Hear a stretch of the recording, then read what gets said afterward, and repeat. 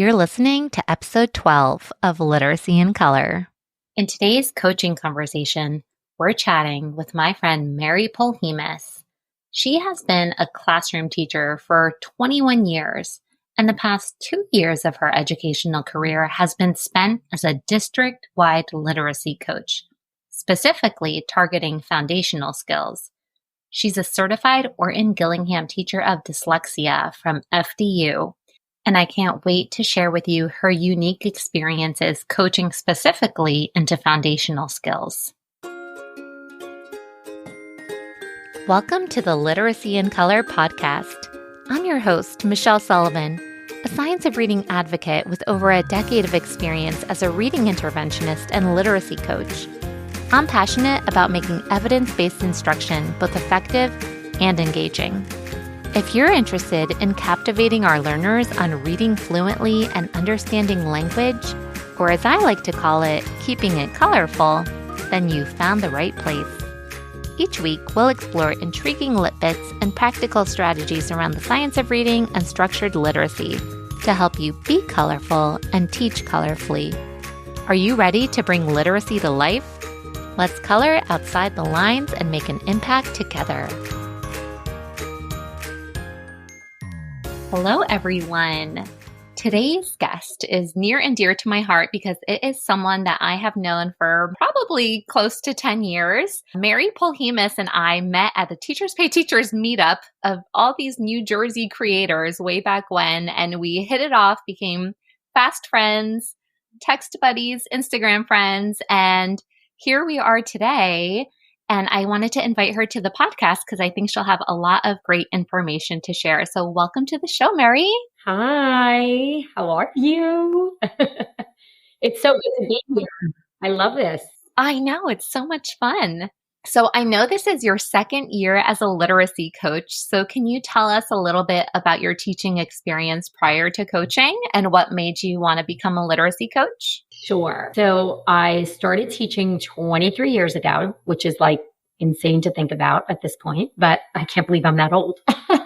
And my very, very first job was in special education in middle school out of student teaching, which was with the little guys in second grade. So I immediately, as soon as that was over, went back to younger students in elementary. And I spent 13 years teaching first grade and then 8 years teaching second grade.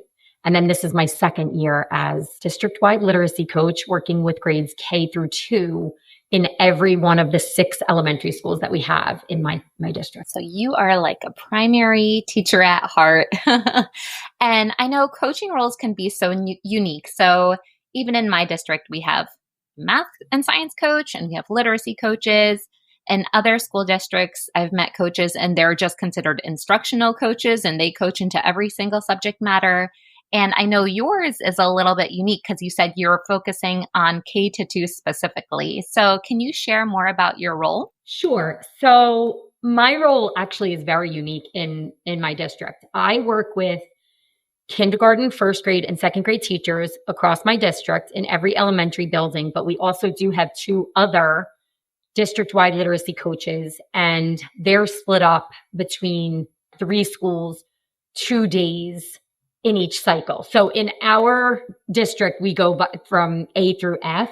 So there's like a 6-day cycle, and I'm in technically 1 building every single day of that cycle, whereas they get 2 days in 3 different schools. They're kind of separate. And their focus is K through 5, but it was more with a different program. But we're phasing it out as best as we can. Project Read is our phonics program that we were using to address all the phonics standards. And that is where I come in and I take care of all of that stuff. So it's the foundational literacy piece is really what I'm working with.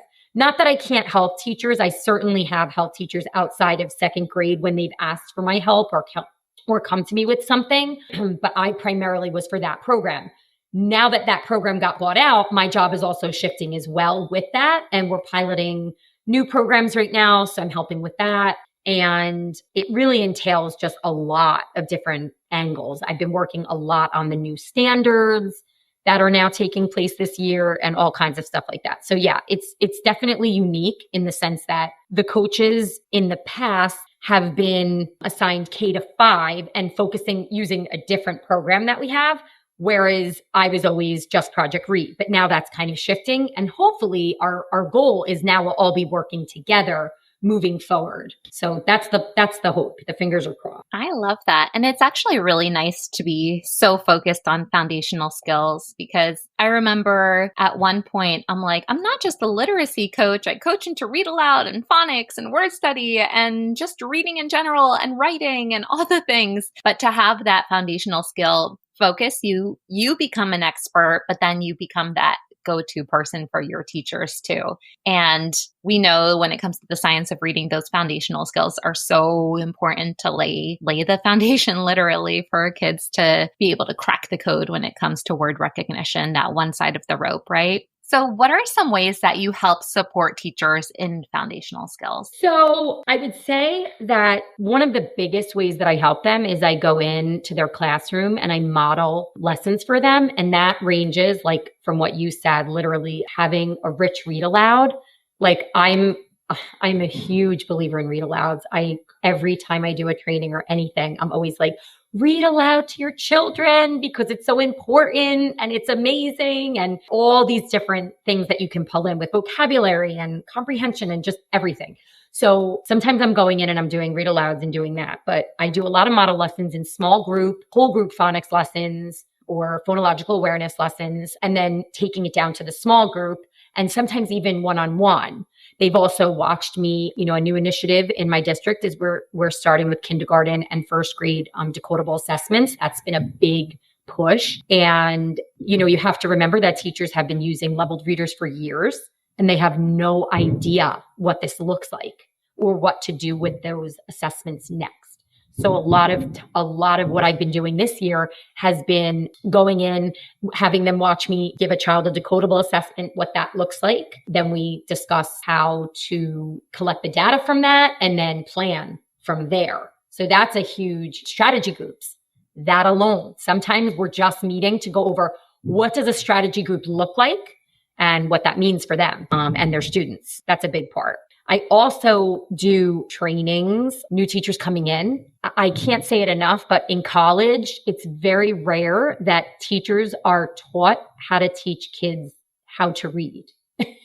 But yet they get thrown into the classroom and, some programs have great teachers manuals. Okay. I'll give them that, but it's different. It's just different when you're talking to a human being who has that experience and you're teaching kids how to read. I mean, think about that, just that statement alone, how big that is, right? How heavy that is. So a lot of that going on. So my professional development PD days that teachers are taking with me now in the beginning of their school year. If they're a new teacher, I do a lot of that for them. And then I'm meeting with them in grade level meetings and PLCs. And I'm just there for them, to ask me anything and bounce ideas off each other and stuff like that. So your teachers are so lucky to have you. It's so nice to have that go-to person to model for you and co-teach with you and go through data analysis with you. And you talked a little bit about shifting from, leveled readers to now decodables. And that's a huge learning curve when it comes to data analysis because so many teachers feel comfortable with the DRA or benchmark assessments for guided reading levels and those types of things. And now assessing phonics skills can be a whole new ballgame. So what's your role in terms of data analysis or maybe even working with the reading interventionist to determine who would receive reading interventions if you have a hand in that? So as I said, I will sit with them after, right? And we will go through their classroom data and we'll kind of look at where the students are at and their percentages in each area. So it's a very big shift going from a leveled reader because teachers just want to see a level because then they know they're going to go to the book room and they're going to get that level. Whereas when you're working with a skill and you're analyzing data based on phonics skills, right, that they've been taught, you're now telling them, okay, this is our scope and sequence. You're going to see what skills have they learned and then where are they falling short. So An example would be for the beginning of first grade in our scope and sequence, the children have had all of their letters and sounds. They've had beginning blends. They've had digraphs. And I think that's where we stop. So in the beginning of first grade, that decodable assessment is completely aligned with every skill they've ever been taught. So when they're reading it now and you see in the accuracy that all the words this child is getting wrong are words with digraphs, that's your teaching point, right? For accuracy. That's where you're going to start with your strategy group. You're going to review digraphs and you're going to go through that. But even what that looks like in a group is interesting to them. Sometimes they don't know what to do in a group for that either. So we do go through a lot of that data and we move from there. And there's also kids have all their skills, but they're still reading the cat, sat. So you have your fluency, right? And your phrasing that you're working on. And that's your strategy group. So it's just interesting. But I will say the data that we're coming back with, what the teachers are coming back with is incredible. I mean, it is so clear what students need to work on. And in our decodable assessment, we always pay attention to comprehension, no matter what, right? We want to start that at the sentence level. And I think altogether that data is going to start to change in a few years anyway, because kindergarten now is responsible for sentence composition, and that ties in. Once they understand the parts of a sentence, they're going to be able to have better sentence level comprehension. So that's going to all tie in. So with the interventionists, I'm not actually sitting down running the data and giving interventions, right? But I definitely have a piece with helping the teachers with what to do so that our data is clear and accurate. We don't want to be recording things wrong. That way, when the interventionists do the data sweep, we realize there's issues there and it's not accurate. And then you have kids that are getting interventions that don't need them, or not getting interventions that do need them. So that's kind of where the bridge goes with them. And I always am working to build that bridge. That was one of the things when I came into the position. I made it a point to make sure I introduced myself to every single building's interventionist. And I knew some of them already just from being in my district for so many years, but building relationships with them to have that open conversation so that it would be more effective, giving children the tiers that they need. If it's a tier 1, it's happening in the classroom. If it's a tier 2, they're meeting with them. And then obviously the tier 3 is the most intensive. In my district, that's OJ. They do OJ with the students. That's great. And it's so important to have that cohesion and the relationships between the interventionist and the classroom teacher and the coach, so that everyone's on the same page. And especially, some teachers, they have students who are performing below benchmark, and right off the bat, they just think, oh, they belong with the interventionist. I can't address their needs in class. And that's not always the case. And to have someone like you to help them analyze the data and show what kind of targeted small group work we can have to help these students specifically so that the teacher can target those foundational skills in the classroom. And I'm so glad that when you're looking at the data together, you were saying that it's so glaring what they have to work on. And that's kind of wonderful for these teachers transitioning too, because if they're used to those guided reading levels, then maybe we're unsure what's this new way going to look like. And when it's so obvious, like these kids need help with consonant digraphs, or these kids need help with silent E, right? Mm-hmm. These kids need help maybe just reading words. These kids need help spelling words. These kids need help with fluency. It really helps you make your groups and be precise with your instruction. So that's really awesome. So I know you are an expert in the foundational skills.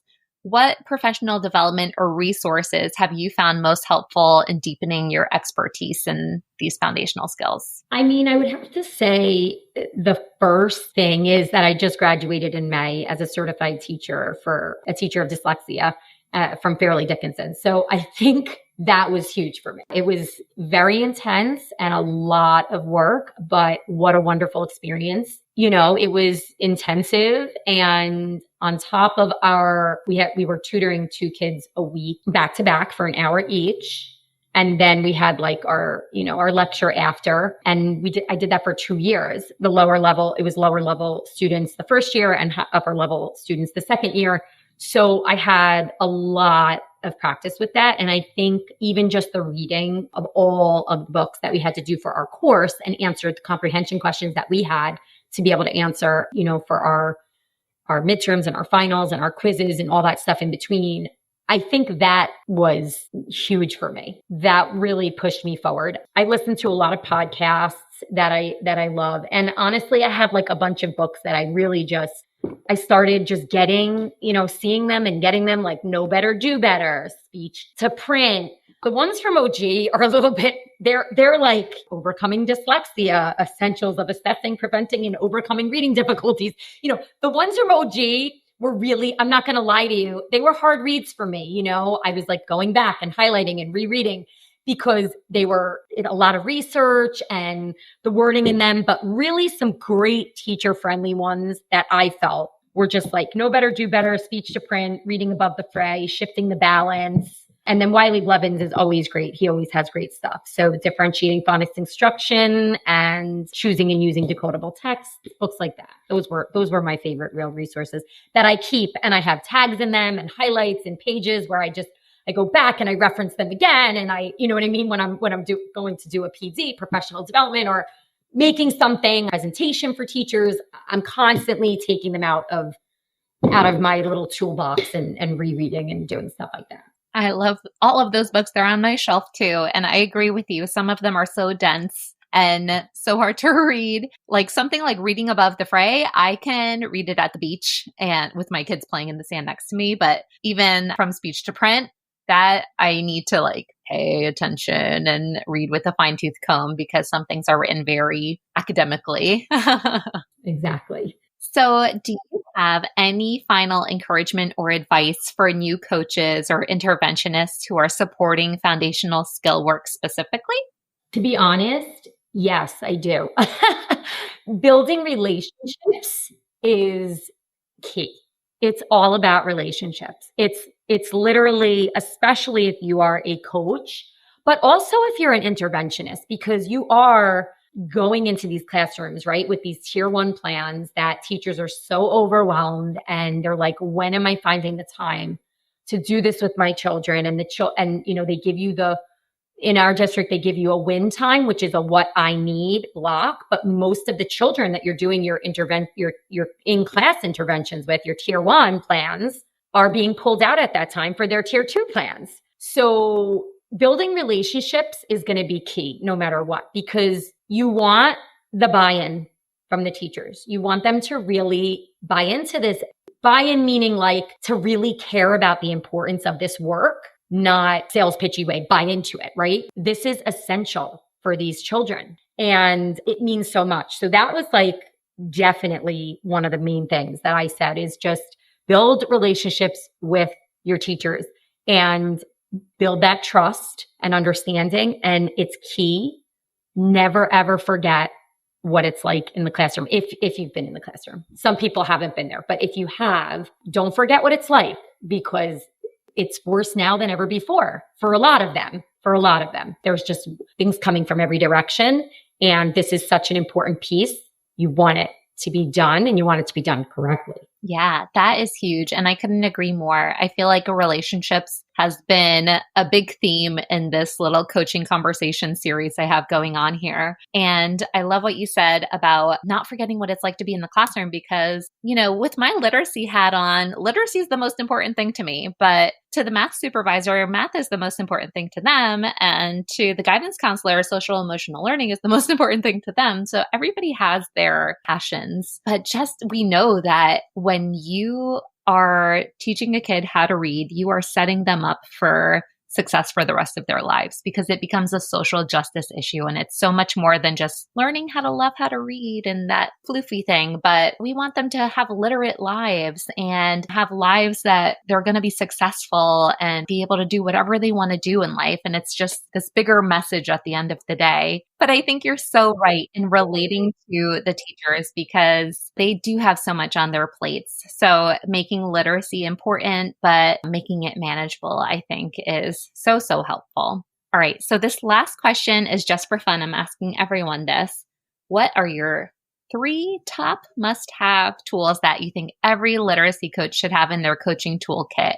And it could be physical tools or knowledge related. All right. So the first thing would be to look at it from the teacher's lens, always come at it from that lens. You never want to forget, just like I said earlier, you never want to forget what it was like being a teacher, or if you haven't been there yet, you want to be relatable to them. And for another one with knowledge is like, you are considered the expert. So you definitely want to keep up with best practices and take a little bit of time out of your day to make sure that you're continuing your own education and learning and growing as an individual in this field yourself. I think that that's so important. Another thing is resources. A big thing that I found super successful is when I know something's coming in my scope and sequence for my teachers, a lot of the things that they'll do is they'll try to search for things on their own to come up with. And this ties into two different aspects, right? One is that you want things done with fidelity in your district. And the second is they don't have the time to be doing that. So you don't know what kind of quality they're getting. So I always try to be one step ahead of them and what's coming for them. And if I have to create something for them that I know they're going to find useful, I do it. And I say, hey, this is what's coming up. I hope you find this useful. And it's already in their inbox or ready for them. And I have gotten wonderful feedback from that because they're just so grateful to have it. And then even when there's a program that was kind of to go with the resources, but even when there's a program that you have to follow, like we teach short standards, at least that is our curriculum in New Jersey. I'm pretty sure that goes for everywhere. The standards are your curriculum. You have all these different programs that can teach it, but you always want to bring your own experience to that as well and make teachers feel comfortable that they can do that too. So when you're modeling, you could do that. And then the tangible physical tool is get yourself a planner and a good old pencil and paper, write it down, because if your coaching job is anything like mine, you have tons of meetings, tons of teachers with different schedules, different prep times, different lunch times, different reading, writing, anytime I'm in there times. So a paper and just a good old planner that you can write stuff down in. That was huge for me. I take pride in my planner and I love it. And I just got my new one for 2025 and I'm like ready to go.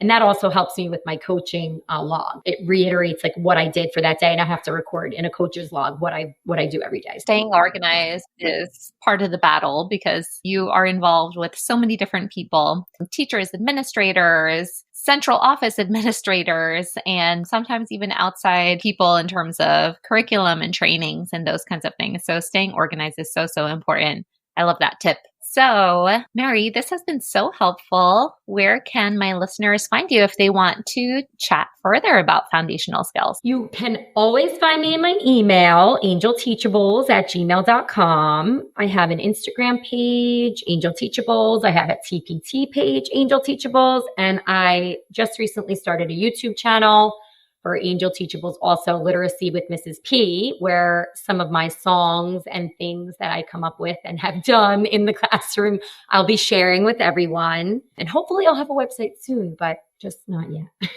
I love that. And we can link all of that in the show notes. And just so everyone knows, Merri has a beautiful singing voice. So when she says songs, they really are so cute. I love them so much. When I first her sing on Instagram, I was like, stop it. You need a microphone, girl. It's okay. It used to be a lot better. I tried out for American Idol when I was like 23 or 24 and I didn't get very far. So oh my gosh, fun fact. Here we are. Teaching was for me. I'll sing to my students or coaching now. Now I sing to all the students. So it's a little bit of a celebrity status there, you know? There we go. We have to create our own phonics album. I love that. That's it. That's a great idea. There we go. All right, Merri, thank you so much for being on the show. Thank you so much for having me. This is amazing. Can't wait to listen to all of your guests. Thank you so much for tuning into Literacy in Color. I hope today's episode left you feeling both inspired and equipped with something new to add to your teaching toolkit. If you're enjoying this podcast, it would truly mean so much to me if you'd leave a 5-star review. It helps other educators find the show and join our colorful community. And don't forget to hit the follow or subscribe button so you never miss an episode. For more tips, tools, and resources, be sure to check out the links in the show notes at michelleandthecolorfulclassroom.com. Thanks again for listening, and I'll catch you next week. Until then, Be colorful and teach colorfully.